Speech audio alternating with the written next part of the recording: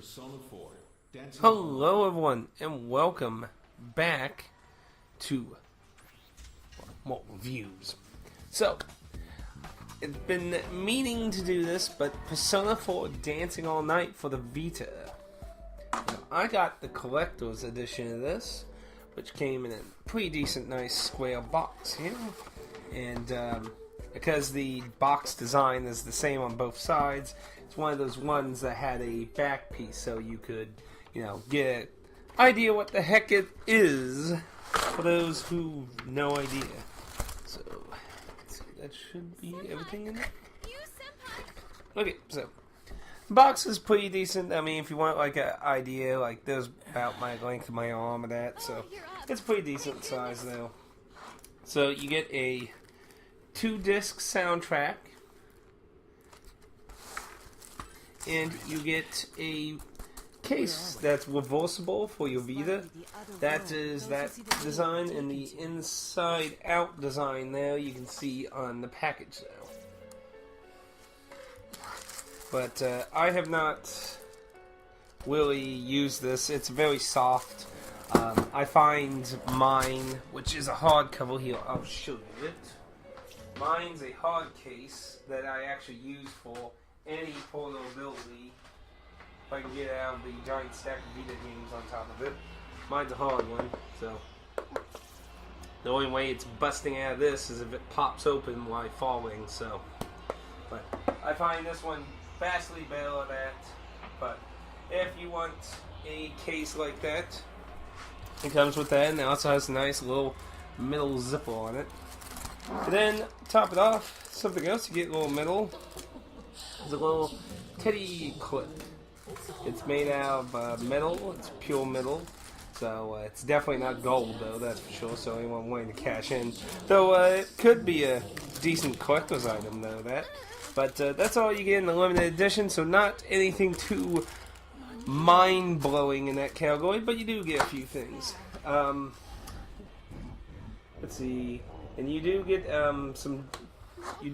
a code that was for downloading, because you did get bonus costumes, a song. So you did get a few things. Vita skin. Ah, there. I was about to say, wait, man. It says there's a Vita skin. Yeah, there's a peelable sticker there for your Vita too. I don't really do these. And you do get some wallpapers that are a website, so they're not even unique codes or anything. So if you're interested in those, I don't know if those are available publicly, but if not, there's the website page for it. I would assume they're all over Google by now, though. But yeah, I don't usually deal with these skins very much. They leave a lot of sticky residue a lot of times on stuff. I heard the ones for the Nintendo Switch were actually damaging the thing. So that's also kind of bad, though. Pretty bad for that. But that's just me. Overall, none of the stuff in the limited edition I use. I just like Persona, so I didn't really want to miss out on it. And you do not get a booklet. Like I said, you get a little paper for the DLC, and that's it. So no paper with that. Now, DLC consists a lot of costumes and things. There are a few songs, but not too many, which I feel like was a lost opportunity. I felt like they could have done a lot more with DLC, because I mean, Persona is a spin-off of one of their biggest franchises. Tons of songs, even outside of Persona itself. And that's probably my biggest complaint, is the song variety. There's not super lot, but there is a lot of other interesting mechanics in the game that a lot of other music games don't have either. Now, of course, there's the story mode. Now, anyone who watched me play the Forced Fighting game, I was amazed at how much freaking plot was in that game, and this is no different. You have a lot of plot, a lot of visual novel stuff, with an occasional anime cutscene here and there. Not to really spoil much, but to show the general setup, essentially the gang gets recruited by Weesay to help her in her grand return to the stage, and she wants her friends to be a part of that because she feels that her friends will a part of her discovering herself. So they sign up, they get start learning the dancing moves, and mysterious things begin as kidnappings happen, and a strange entry of the Midnight Stage appears. Now, the Midnight Stage is different from how the party interacted with the TV world, where they have to express their emotions through dance, and they cannot fight. Violence does not, quote-unquote, exist there. So, hence a dancing game. Now, if you're familiar with a lot of rhythm games, there isn't too much different here. You use the up, left, down, triangle, O, and X as your main buttons, and then you have a kind of a circle that comes from the middle and goes to the outer edges. Now, in the original release with no patches, you had to use the analog stick, and I think you could use the touch screen on the Vita itself, but you mainly had to use the analog stick. Through patches, they added it where you could use the trigger buttons, which I personally prefer myself. So if you would like to use the trigger buttons for that patch of the game. This game is, even though most American games do point out the Dancing All Night does not. It does work on a PlayStation TV, so you can play in your handheld or your little black box connected to your TV, whichever setup you personally desire. Some of the interesting mechanics, besides the default kind of things of easy, normal, hard, and such, is with the shop. Tanaka returns again to sell you the goods for this game. Now, besides things like costumes now, which there are nice array of costumes. Most of them are throwbacks, and others are exclusives for those who played Golden. You don't need Gold in the game, but I mean, like, they were only in the Golden version. But you got a lot of costumes and a little few accessories and that. But some of the interesting things is there are a few items that can drastically change how the songs play in difficulty or ease. Some of them improve the ease, and some will make it harder. The ones that make it harder will actually reward you more points in money, while the ones that make it easier will penalize your score in money.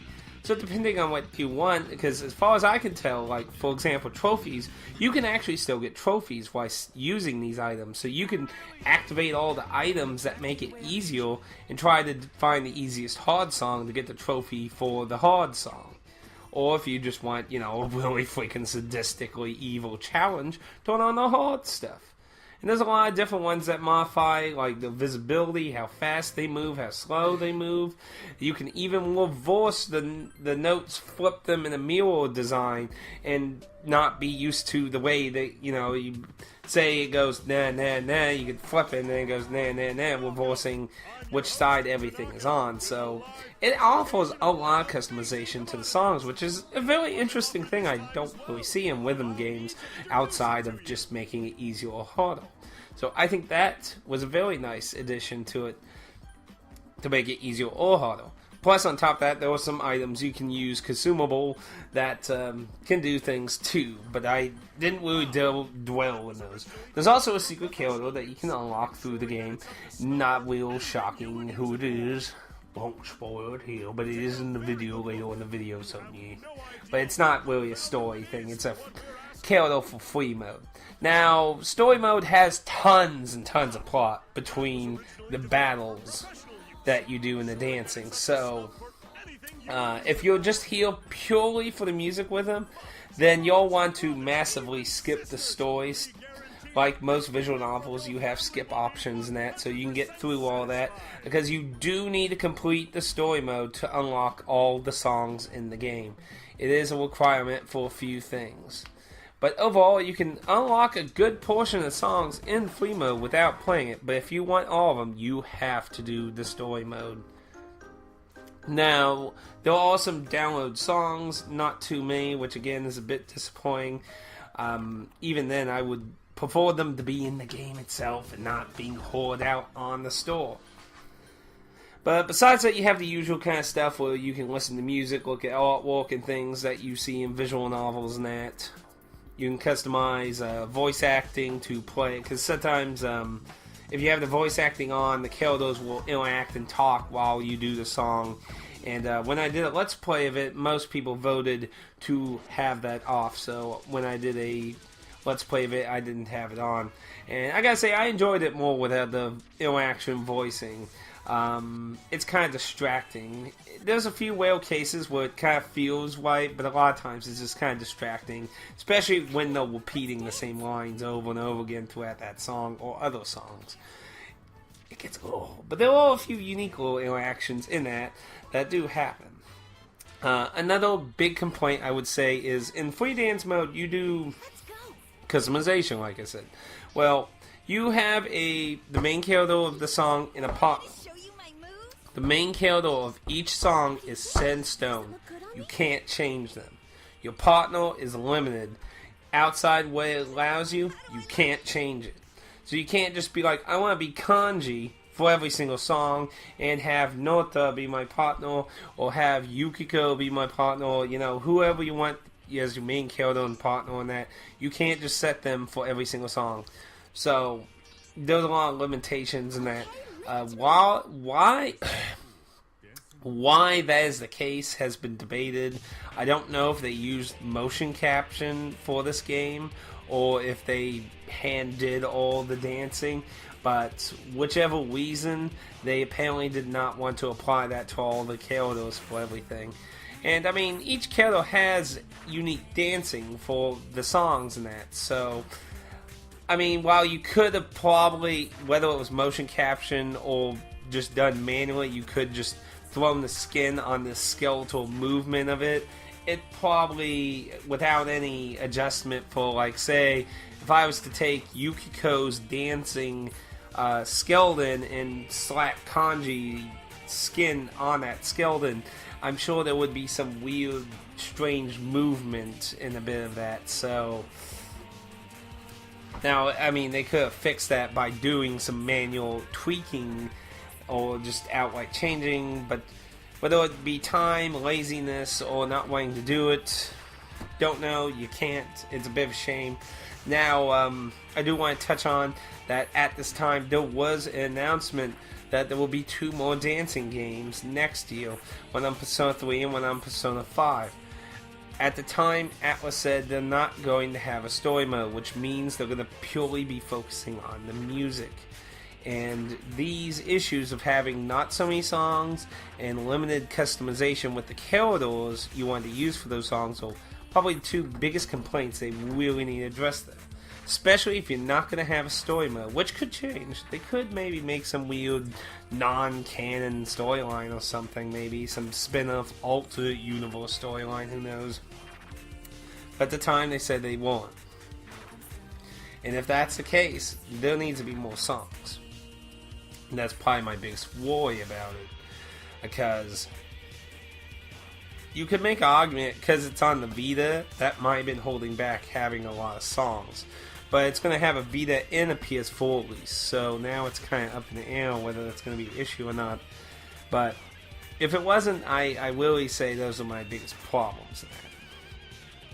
But besides that, there are also the usual combo or meter that, you're doing the notes in the right order. Now, this is what I like to look forward to as one of the harder ones that are a lot trickier. While there's an item that can make this not happen, but if you get good weightings instead of the perfect and greats, you can actually break the combo. But like I said, there is an item where you can make that not happen, but you get penalized still. So, up in the air what you want to do though. The feeble mode. The feeble mode is the unique thing with this, where your partner comes in. If you properly charge it, you'll get a section of the song where feeble mode activates, where you get more points for success, and your partner will come in and do some extra dancing with you. Now, aside from that, in doing harder stuff applied to them in free mode, you don't do much else to get better score there. You just, try to get perfects and long combo with that. But you do want to activate the feeble modes if you want to get the big old. But I think I've only done 2 songs in hard. It's pretty hard. But overall, I did really enjoy the game. It's pretty good. It's just, I felt like there was still some space for it. There's always space for improvement, but I feel like that they probably focused too much on the story. Because, I mean, it does have a very lengthy story. It does. And it's not terrible. Some people like it, some people hate it, some people in the middle. It's kind of all over the place. A lot of people thought it was weird to have a dancing game actually have a story within the Persona 4 characters to begin with anyway, so, it's all over the place with the fan base as far as I've heard, seen, and that, so. Overall, though, I actually enjoyed it. Is it a strange spin-off? Yeah, but I've always said spin-offs to me always, one of the main things to me is to do something different, because sometimes by doing something different, they can come up with some new ideas. And those new ideas can sometimes bring completely new elements of fun to the game, But, that's just me, a silly old Bill. But, all the Persona 4 casts in here, so no missing this there. Now, basically at this point, let's go on spoilers. So if you don't want to see this, well, you don't want to hear the end of that, I will go into that. So, about the spoilers. So, like I said, the story opens up with the characters being thrusted into a bunch of kidnappings happen. They go to the midnight stage to have these dance-offs. And a mysterious voice keeps antagonizing them about what's going on, what they're doing, and what's happening. And there's a few red herrings here and there trying to pull you along on who's behind the whole kidnappings and what's going on in the game. And to be honest, the last red herring was a little disappointing. Not disappointing because I didn't like it, it was disappointing because I was kind of sad that actually wasn't what was going on, because I thought that was actually a nice plot point, and then it just got thrown out the window with the, oh no, that wasn't real, actually this. So apparently, similar to Persona 3 and 4, another Dantine god creature decides that it wants to meddle in human lives. This time it wants to have a bond with people, and using the festival that the characters all get to do a dance at, it uses the festival as an excuse to get a bunch of people so it can bond with them and then kidnap them all. But of course the party has none of that and has a giant epic final battle, which of course with no other song about being true to yourself. Finally expressing their emotions to the enemy. It leaves satisfied for the time, but may return again as the human desires. Whoop-de-doop-de-doo. At least it's not as depressing as Persona 3. Will anything ever be that depressing? I don't know. Maybe Persona 5, but I haven't gotten there yet. That's Atlus's fault. Don't blame me. It's their fault. I'll explain it. So, overall, the game's current price, if I was to go look it up, this is still only a Vita version, which is a little odd, considering you would think they would consider doing like a port, because a lot of companies did ports. I was kind of surprised they never really did one at all. Like, because quite a few companies have done ports of some of their Vita games. But let's see. Amazon, it's going for $34.99. It looks like there's a few places you can get the limited edition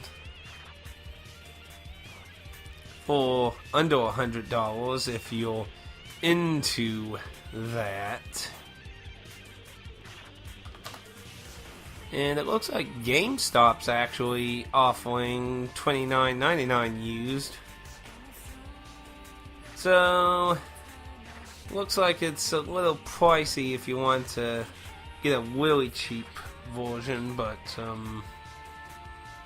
I would say it's definitely worth $30 though. I did enjoy it. That's not too bad for a rhythm game. I mean, a lot of rhythm games usually are $59 or $49. So, and like I said, you can find it because used wise, let's see, you got 27 on there, and then let's see what Amazon's listing for. The Amazon listing for the Disco Fever, which is the limited edition, is 87 new, 54 used. So that all depends on what you want there, but it's not over 100. So, and this place called N1 Wireless has it for $60. Wow, Walmart has it for 78, 90. What the hell? That's probably from a third. Yeah, that's from a third party person. That person's crazy. Looks like the cheapest price you're gonna get from GameStop. Sadly, it looks like without doing a little more digging of that. But still under 100. I would definitely say $30 would probably be where I would stop. I wouldn't go over that. I was satisfied with the game. I enjoyed it. I've played it through it twice. I played it once to myself, and let's play it that. So I enjoyed it, but obviously it's not everyone's cup of tea. Like Carter is a big hardcore RPG person, and obviously it didn't interest him, which is one of the reasons I did the Let's Play, was for him to experience the storyline that way. I like spin-offs, but I also think the core game needs to also keep going too, and that's why I kind of always thought it was weird Final Fantasy XIII's games were part of the core series. Felt like they were all very odd. Would have been okay spin-offs, except for Lightning Return, that should never existed. Anyway, those are my thoughts on Persona 4 Dancing All Night. If you have any questions or anything, please let me know in the comments down below, or message me, or whatever means of contact you want. I'm on Twitter and Facebook and all that jazz. And thank you for watching. Until next time, keep dancing on. Persona. If you're certain, then by all means. 私の作った